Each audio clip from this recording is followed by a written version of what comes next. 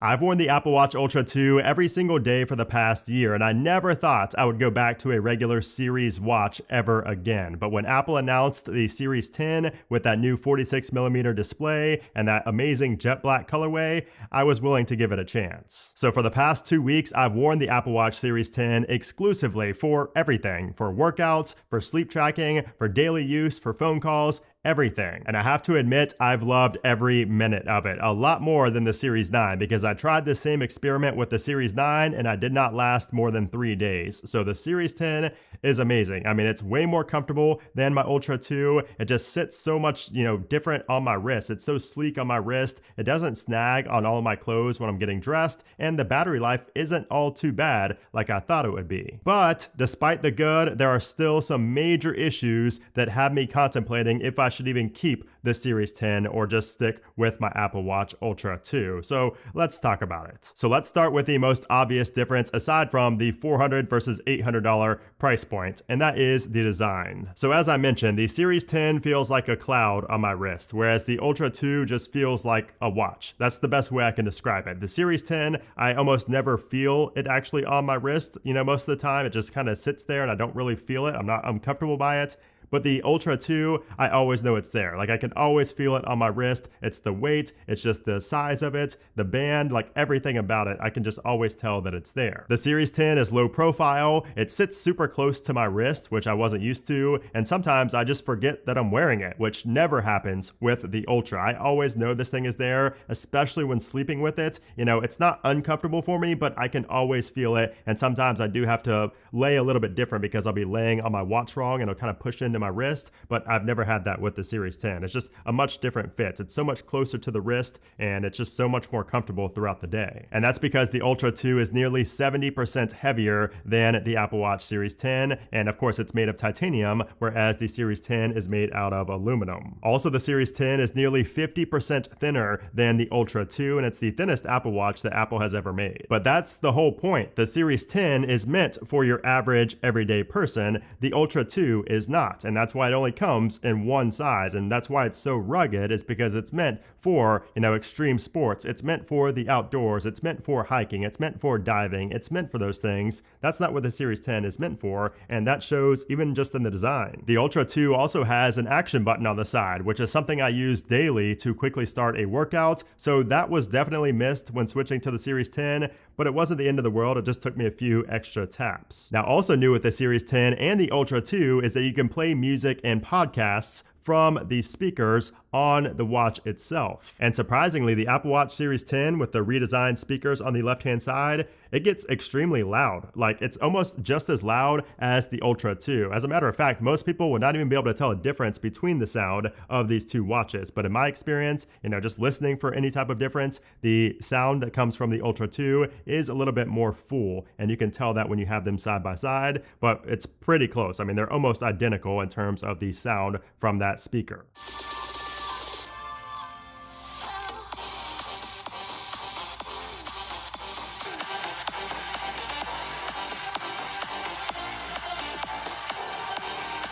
Time you actually start to communicate and think in that way more often, and then gradually those experiences are created. The third chemical in dose is serotonin. This is the chemical responsible for our mood and our energy. And the most important. However, the microphone on the Apple Watch Series 10 is better than the microphone on the Apple Watch Ultra 2. So if you take phone calls on your watch like I do all the time, I've done that for years, it's much better on the Series 10 because we now have voice isolation, which will block out background noise. If you're in a supermarket, if you're grocery shopping, if you're outside with a bunch of kids screaming, you will be able to hear the person's voice. People will be able to hear my voice better when I'm talking on the Series 10 compared to the Ultra 2. So here's a little mini test with some background noise. So here's the test of the Apple Watch Ultra 2 with some background noise, and we have the robot vacuum in the background. It's about 3 feet away from me right now, 4 feet away from me.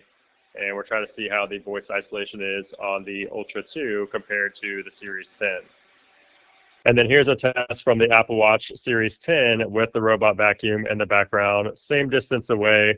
And we're trying to see how the voice isolation is compared to the Apple Watch Ultra 2, if it is any better at all. Hopefully it is. Now, as for the digital crown and the side button, there's also a massive difference here in size, especially since the Series 10's crown got slightly smaller this year, but honestly, there's really no difference in day-to-day usage. Like, I don't have any struggles with pressing the smaller digital crown or side button on the Series 10. And then the backplate is now metal on the Series 10, so this helped not only decrease the thickness, but this also allows for faster charging. Now, as for the display itself, we do have a 49mm display size on the Ultra versus a 46mm on the Series 10. However, the Series 10 does get 3% more active screen area compared to the Ultra 2, which is crazy, but that's thanks in part due to the new wide-angle LTPO3 display on the Series 10. But in real-world usage, there's honestly not that big of a difference, and I have to say that even though the active screen area is larger, like you could see more on the display of the Series 10 according to Apple, the Ultra 2 still seems like a larger display to me, but it's not because of the display itself, it's because of how propped up the watch sits on my wrist. Like, it's just kind of an illusion to our eyes, where since the Ultra 2 sits so much higher on my wrist, it's closer to my eyes,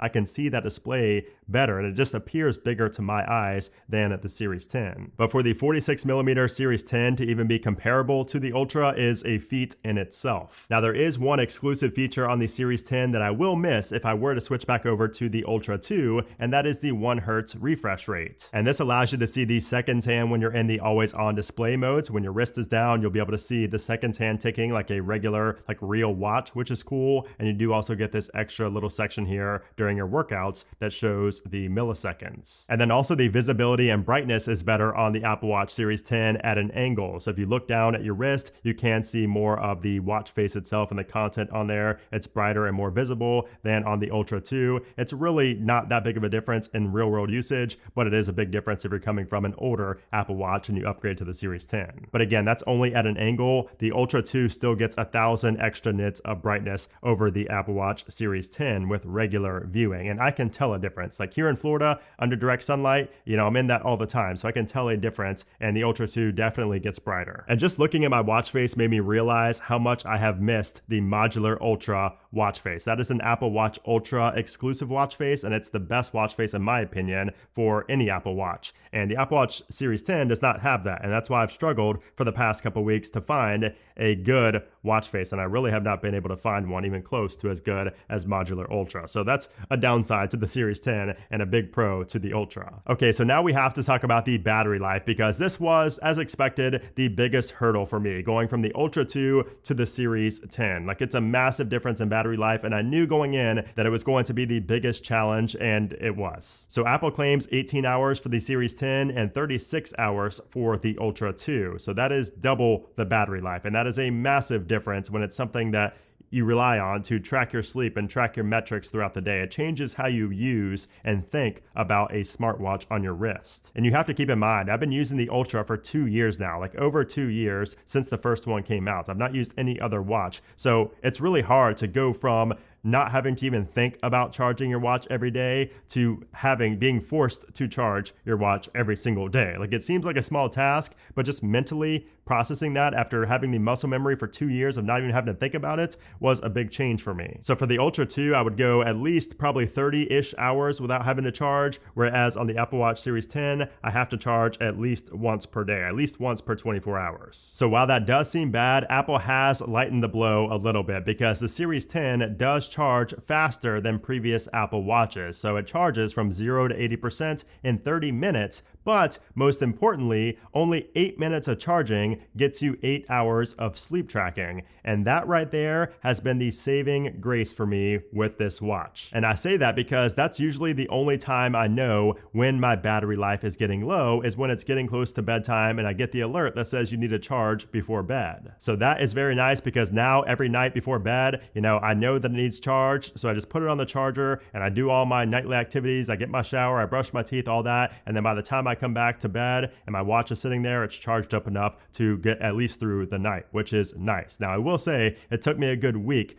to, really come to terms with that and be okay with that after going so long without having to worry about it. But now it's not a problem at all for me. Now, speaking of sleep, obviously the Series 10 is going to be a lot more comfortable to sleep with. It's a night and day difference between the Ultra 2 and the Series 10. I probably don't need to tell you that. You probably can already tell that just from looking at the size. But yeah, the Series 10, it feels like an absolute cloud on my wrist when I sleep. However, it does come with a downside because I have to say that for the past 2 years that I've been wearing the Apple Watch Ultra to bed for sleep tracking, I think I've only ever missed my alarm, like the vibrating alarm on my wrist, maybe like 2 or 3 times total over the span of 2 years. But within the first 2 weeks of wearing the Apple Watch Series 10 to bed, I've already missed my alarm 1 time. And another time, I'm not gonna count the second time because it was like as it was already going off, but it wasn't right away. And as far as I know, the haptic engine, the taptic engine inside of these watches is the same, but I think it's something about the surface area of the Apple Watch Ultra where the vibrations are just harder on my wrist and they wake me up better than on the Series 10. But every other night aside from that has been fine with the Series 10 on my wrist. Now I do also have to mention that sleep apnea detection is coming for both of these watches, so not one of them is going to have a benefit over the other. That's going to be a big deal when it releases, and it will be on the Series 10 and the Ultra 2. Now the Series 10 did also get the new S10 chip, so this is pretty much the same as the S9 chip in the Ultra 2. I haven't really been able to tell any difference whatsoever in terms of performance. If anything, I think the Ultra 2 is still better in some ways because for some reason the notifications come faster to my watch face than on the Series 10. Really weird change, but I don't think that's really super related to the chipset inside. There's also a new depth gauge on the Apple Watch Series 10, so it supports up to 20 feet of depth. So not quite the diving companion that the Ultra 2 is, but it's still nice to have, as is the water temperature sensor. So both of these have a water temperature sensor, so you can tell the temperature of the water during pool workouts. And speaking of workouts, this is where I miss the Apple Watch Ultra 2 the most by far, and let me give you a few reasons why. Number one, precision start. We don't have precision start on the Apple Watch Ultra 10. Big downside there. I have to worry about the battery life on my Series 10. I never had to worry about battery life on the Ultra 2 during a workout. I missed the action button because that's normally set to start my outdoor walk workout, whereas I had to manually go in and do that on my Series 10. I missed the brighter display because one time in the bright sunlight, I was not able to see my display as brightly as I would have liked to on the Series 10. And of course, if anything were to happen, not really where I'm at, but if I was in the mountains or something, I have the siren on the Ultra 2. I don't have any form of siren or any type of emergency signal on the Series 10. And again, the Series 10 is more comfortable on the wrist, but the Ultra 2 is superior in every other way when it comes to workouts, outdoor activities, sports, anything like that. And as somebody who loves to hike, there's no way I'm going back to Yosemite or the Rocky Mountains without the Apple Watch Ultra 2. There's no way I'm taking my Series 10 if I'm going hiking. The battery life wouldn't last. I wouldn't have that siren in case of emergency, especially during a hike. I wouldn't have the precision dual frequency GPS for better, tracking and better GPS. The display might not be bright enough or rugged enough. And also if I hit my watch on a rock, like if I fell and, banged my wrist against the rock, I wouldn't have to worry about the Ultra 2 breaking. Whereas the Series 10, that rock might just shatter that screen. Whereas I know the Ultra 2, after watching all those durability tests, I know that the Ultra 2 will survive pretty much anything I throw at it when it comes to accidental falls or anything like that. So even though the Apple Watch Series 10 is great, the Ultra 2 is just way too good of a companion when doing anything outdoors to ever even consider giving up. But if you're somebody who does mostly indoor exercise and indoor sports, you don't really do any type of hiking, any type of extreme sports, or really anything outdoorsy, then the Apple Watch Series 10 is an amazing watch. This thing is going to be perfect for your workouts. It might even be preferred over the Apple Watch Ultra 2 for your workouts if you do things indoors because of its comfort, because of the 1 Hz refresh rate. It has pretty much all the features that the Ultra 2 does besides those things that I just mentioned. But, if you're doing things indoors, if you're doing activities indoors, you probably won't even need the dual frequency GPS. You probably won't need the siren. You probably won't need these extra features like the super crazy durability. So the Series 10 looks like a great option for you if you're not somebody who does those extreme things that are meant for the Ultra. So with all that being said, I love the Apple Watch Series 10. I love the way it looks and the way it feels on my wrist. It's sleek, it's low profile, it never gets in the way, it has good battery life given the size, it charges up fast, it has nearly all the same features as the Ultra, and is much more comfortable to sleep with. So for those reasons, I will be keeping the Apple Watch Ultra 10 46mm jet black. I will be keeping this for sleep tracking and also for my daily usage, daily activities, maybe small workouts. I will keep the Series 10 for that and use it for that. happily. But I will also be keeping my Apple Watch Ultra 2, which I did go out and buy the black version. I couldn't help myself. I had the regular Ultra 2, but I had to get the black version. But I will be keeping this as well for longer duration workouts, for anything related to outdoors, so whether that be sports, hiking, anything like that, and also for flights, for traveling, anything like that, any type of longer duration activity, I will be wearing the Apple Watch Ultra for. Anyways, hopefully my experience helped you understand the pros and the cons of the Apple Watch Series 10 and the Apple Watch Ultra 2. I didn't want to focus too much on specs. I wanted to talk more about real world, actual life usage. So hopefully that helped you out. And if it did, I would appreciate if you gave it a thumbs up. Also be sure to subscribe because I will be doing a longer term review on both of these watches, because will I continue using both of them, on and off for different scenarios? We'll see. That's my plan for now, but we'll see how that goes. If you want to see an update in 6 months, a year, subscribe to the channel and I will bring you that video. But in the meantime, I do have a couple of videos right here that I think you will like. But anyways, guys, thanks for watching and I'll see you soon.